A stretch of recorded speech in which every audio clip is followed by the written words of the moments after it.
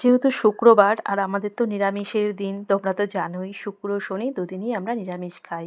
আর আজকের মেনুতে রয়েছে কুমড়ো ভাজা, আলু ভাজা, আর এখানে রয়েছে বিট আর গাজর দিয়ে একটা ভাজা। আর এটা হচ্ছে পালং শাকের তরকারি, সাথে কিন্তু বড়িও দিয়েছি। আর এই দেখো মুগ ডাল করেছি সিম ধনেপাতা দিয়ে।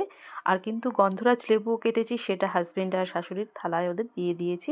ওটার আলাদা করে এখানে আনা হয়নি, কারণ কি বলো তো, রান্নাবান্না তো আমার কমপ্লিট হয়ে গেছে।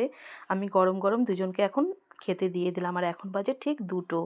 আর এদিকে দেখছি যে সব তো কমপ্লিট হয়েই গেছে, আমি আবার একটা এক্সট্রা কাজ নিয়ে বসেছি এখন।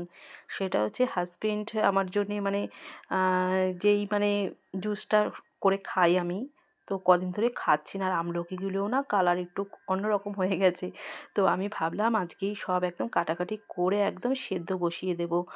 আর বিট গাজর আমলকি আদা হলুদ সব কিছু এই দেখো এখানে ছুলে টুলে নিয়েছি। এই মানে এগুলো খোসা রয়েছে, আর এখানে 3টে পাতিলেবুও রয়েছে। আর সব ছুলে টুলে এই দেখো সব সেদ্ধ করে নিয়েছি গরম। এবার এটাকে ঠান্ডা হবে, তারপরে মিক্সিতে এটাকে পেস্ট করে দেখি এবার এটাকে কি করা যায়। তো করে রেখে দেবো, যখন আমি মানে রস করে যেদিন খাওয়ার সময় পাবো না সেদিন এটা খাওয়া যাবে। কারণ কি বলতো, হাজবেন্ড আমাকে এনে দেয়, কিন্তু আমারই না সময় মানে ঠিক করে আমি খেতে পারি না। যেদিন সময় পাই খাই, আর যেদিন সময় পাই না খাওয়া হয় না। সেই কারণে ভাবলাম এটাই করে রেখে দিই।